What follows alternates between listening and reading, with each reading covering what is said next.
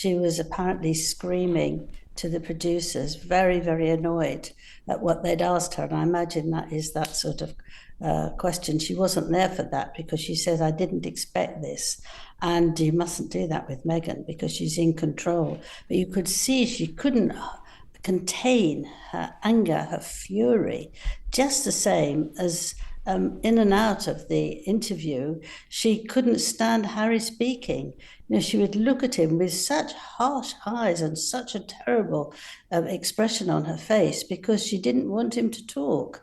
Angela Levin, I have been looking forward to speaking to you about this extraordinary interview with miserable Meghan and unhappy Harry for the past few days. It certainly wasn't a good 43rd birthday for the Duchess of Sussex, was it? Because for their first sit down together since Oprah Winfrey, which is actually a really big deal, back on CBS, this time with another very experienced TV professional from America, Jane Pauley, despite all of that, it was a real car crash.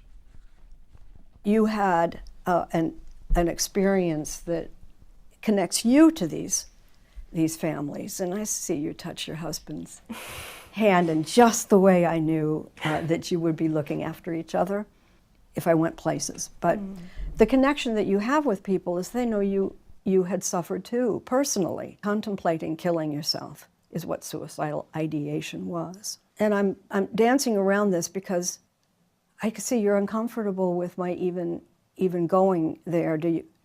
I understand why you are, though. I wasn't expecting it, but I understand why you are, because there is a through line, I think. And when you've been through any level of pain or trauma, I believe part of our healing journey, certainly part of mine, is being able to be really open about it. And I haven't really scraped the surface on my experience, but I do think that I would never want someone else to feel that way. And I would never want someone else to be making those sort of plans. And I would never want someone else to not be believed. So if me voicing what I have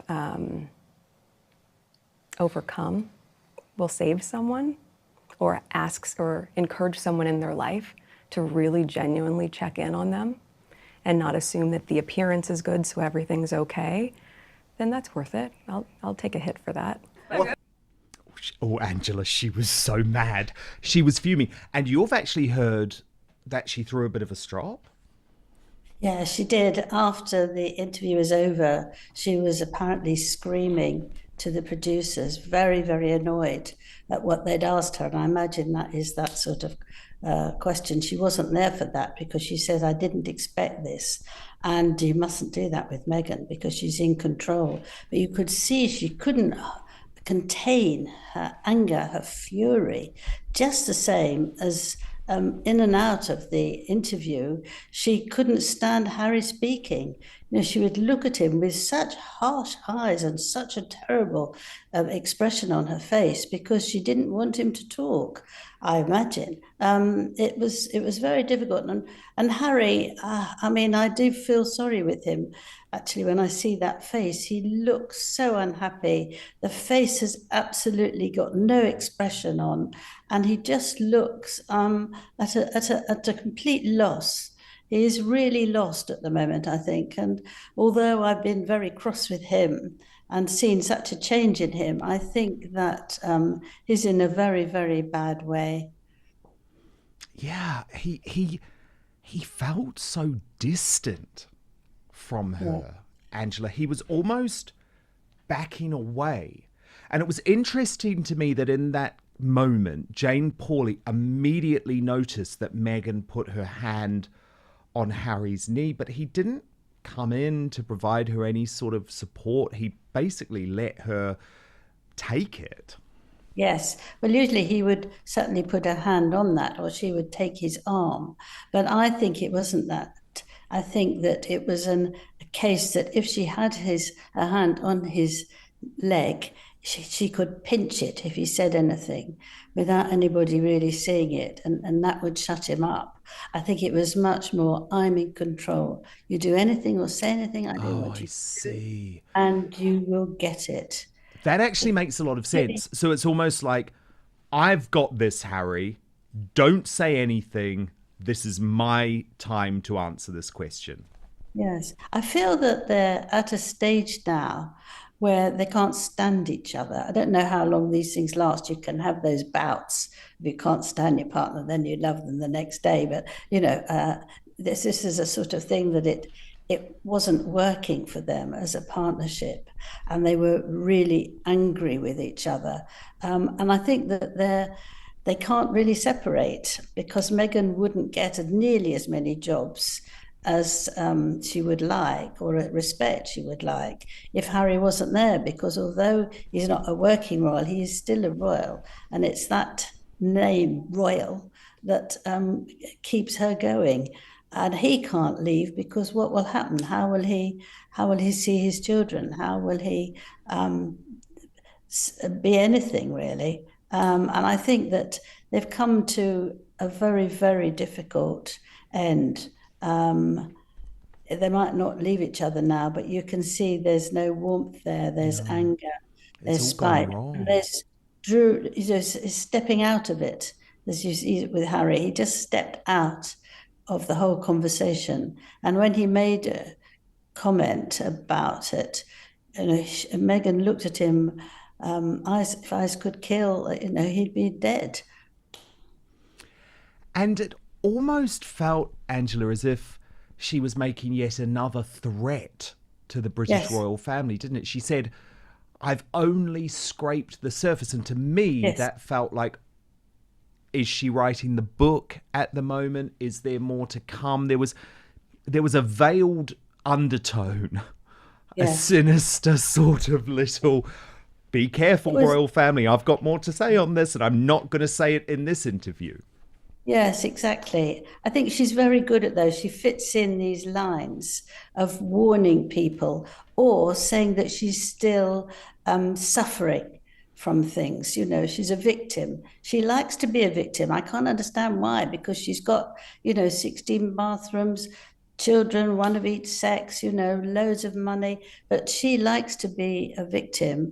And with this time, she just doesn't care. She just makes people want to feel sorry for her. Well, why on earth should they? The whole thing about her wanting to commit suicide is a very strange one as well. I mean, if I can just Do you believe it? I don't actually. No, I think it was a way to get Harry out the family and whiz over to quickly to America, because she went to the help of the staff. She asked the staff to help her, who have very different doctors from the royal family. Not saying they're better or worse, but they're not allowed to deal with royals. The royals are handled in a different way. There are always doctors running around or being there because the royal family have a whole load of their own. If she'd asked King Charles about help, he'd had therapy. If she'd asked for William or Catherine, they did this platform of mental health, which they knew very well. She said she didn't want to ask Harry because she knew he'd been very unhappy lately. Well, that's a nonsense, isn't it? If you're married to somebody and you're pregnant and you want to say, look, please help me, but she didn't want to do that. I don't think that's that's a nonsense. Now, the other thing is that really baffles me is that if you are in your late 30s and you're pregnant, she was about 6 months pregnant, you go to see your doctor and they will say to you, how do you feel mentally as well as physically? Because a lot of women who are getting heavily pregnant feel very low. They feel that their body's been changed and they don't understand how they're not happy when they should have when they want a baby. And there was somebody absolutely ready to help her. I mean, she must have gone because you can't not go when you're that age. You can get into a danger zone. And I just think that if she hasn't done anything like that, it makes a nonsense. But the other thing is, on that day when she did tell him, and she'd been crying and crying, she turned up at the Royal Albert Hall looking ever so glamorous, lots of makeup, black dress, very attractive, laughing, smiling. Now, I know you can, as they say, put on a good face, but I think if you're nearly suicidal, you can't get out of bed, you can't be bothered to make up. Life has no interest for you, and therefore you're not going to make a big effort to look wonderful. But she did, she looked fine. So for me, and of course I might be wrong, it's just my feeling, I don't believe in it. So this has stayed on for 4 years now. Whereas, as you said, she's still thinking about it. She's only just got to the top. She's still on the surface about it. Well, for goodness sake, move on. She doesn't want to move I on know. because she I know. wants to win. But She there's wants to so win. many things about that night at the Royal Albert Hall that have never made sense, Angela, because if you sit in one of those boxes at the Royal Albert Hall, which I have done, have had the privilege to do, you are very, very close to the people in the other boxes and the people who you're sitting next to, and you're on display the whole time. Even though the house lights go down, you can be seen. But remember, Angela, she claimed that as soon as the show began, she sat there sobbing. I'm sorry, I just do not believe it. Everyone has a mobile phone. She would have been photographed. Someone would have flashed her.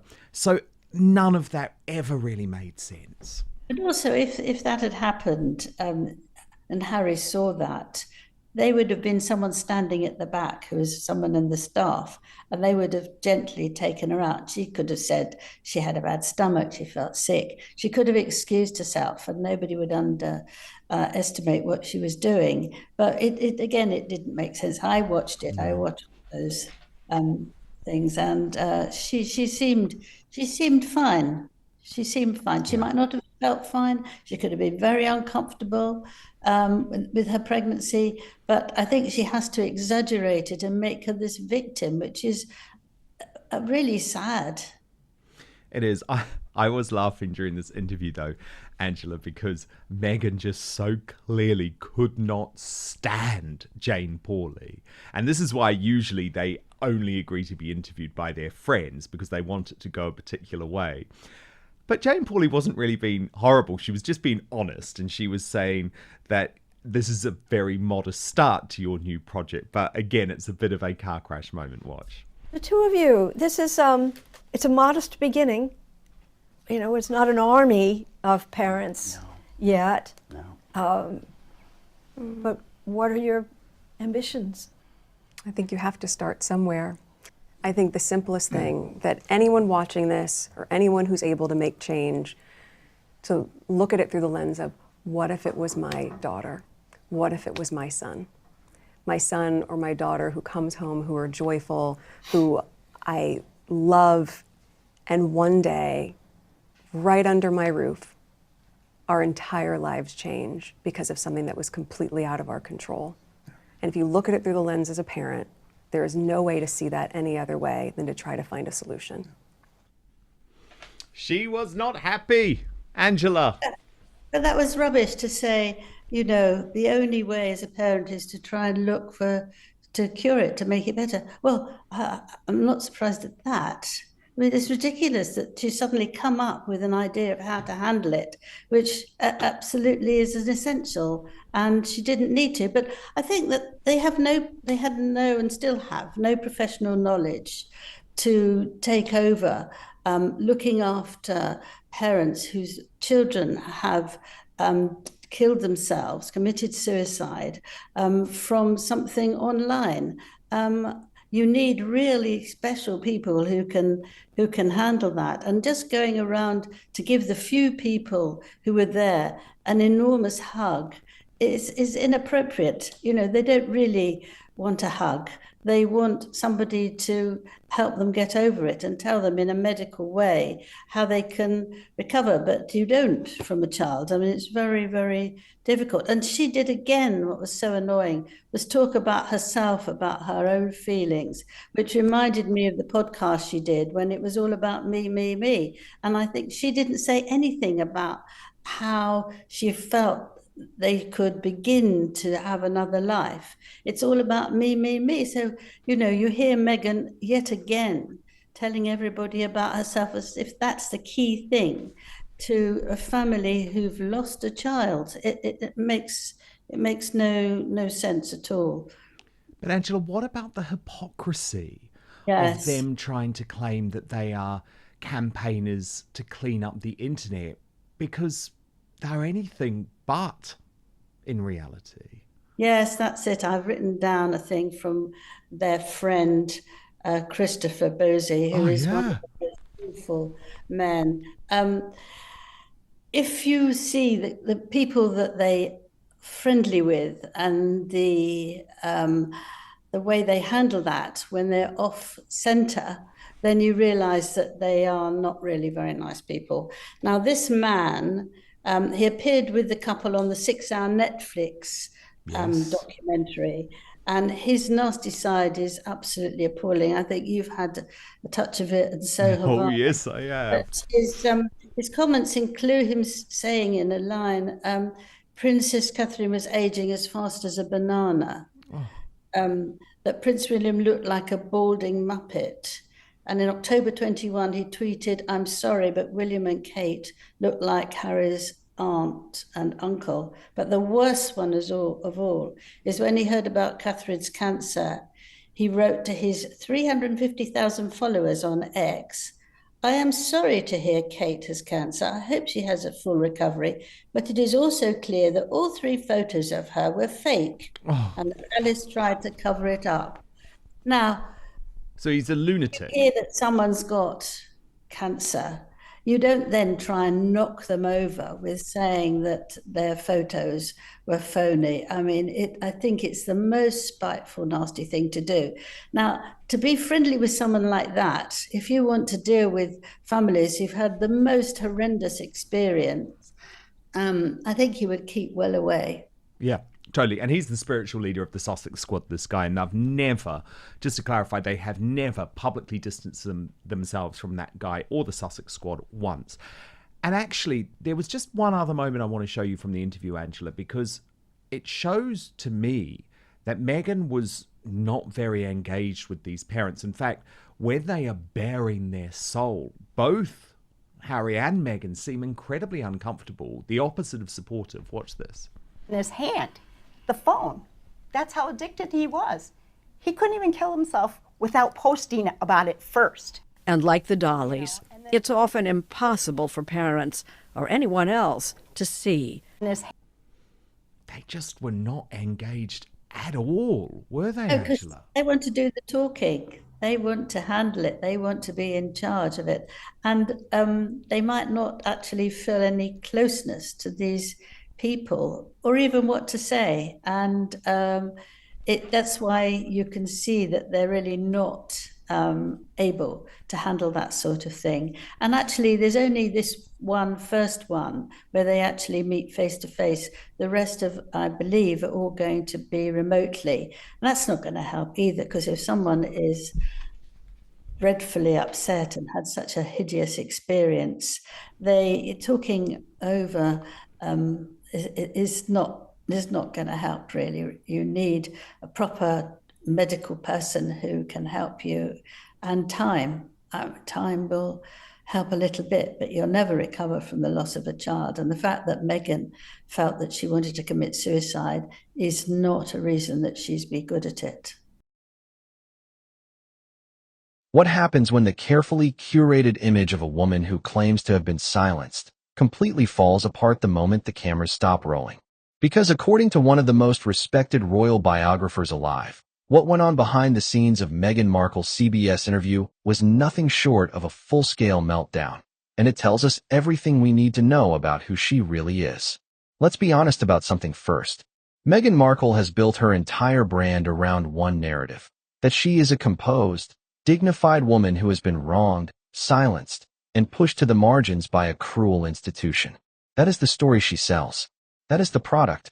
But here's what Angela Levin, a woman who has spent years studying this family at close range, is now telling us happened the moment that CBS interview wrapped. Screaming. Fury. A woman who could not contain her rage at the questions she was asked. Now think about that carefully. This wasn't a private citizen caught off guard. This was a woman who chose to sit down for a high-profile television interview. She had every opportunity to prepare. She had publicists, advisors, and a team surrounding her. And yet, when the questions didn't go exactly the way she wanted, when real journalism crept into the room, the composure shattered instantly. That's not a strong woman. That's a control freak who only feels safe when the script is hers. Now here's where it gets even more revealing. According to Levin, during what was supposed to be a joint interview, their first together since the infamous Oprah sit-down, Meghan didn't want Harry to talk. Let that sink in. This is the woman who spent years telling the world that Harry's voice was suppressed by the royal family, that he was trapped, that the institution controlled what he could and couldn't say. And now, the moment they're sitting together in front of cameras, she is the one trying to silence him. The irony would be funny if it weren't so tragic. Because what Levin is describing isn't a partnership. It's a performance with a director, and Meghan is sitting in that chair. A healthy marriage doesn't look like one partner trying to control the other's airtime. It doesn't look like fury and frustration when someone dares to speak without permission. What Levin is describing looks far more like a power dynamic than a love story. This is the part of Angela Levin's account that should genuinely concern people, regardless of where you stand on the Sussex drama. She says Harry is in a very, very bad way. Not distracted. Not struggling. A very, very bad way. This is Harry's official biographer. Someone who interviewed him extensively.